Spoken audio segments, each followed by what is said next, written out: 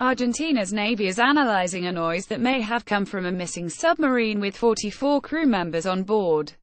Navy spokesman Enrique Balbi said on Monday the noises heard by two Navy ships had come from around 225 miles 360 kilometers off the coast and that the position was in line with the path the Ara San Juan would have taken to reach its planned destination.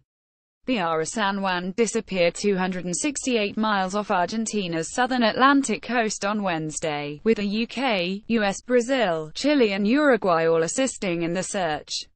7 failed satellite calls were received on Saturday, Argentina's defense ministry said, raising hopes that the crew were trying to re-establish contact, but it later emerged that they had not come from the missing vessel.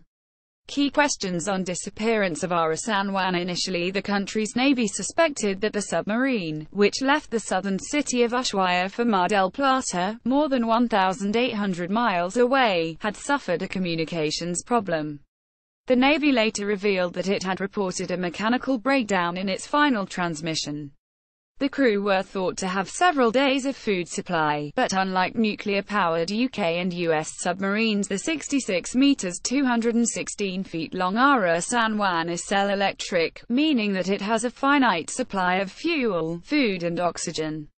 According to national Argentinian newspaper La Nación, it was subjected to years of complex repair and engineering work in 2008, which the country's navy believed would extend its life by 30 years.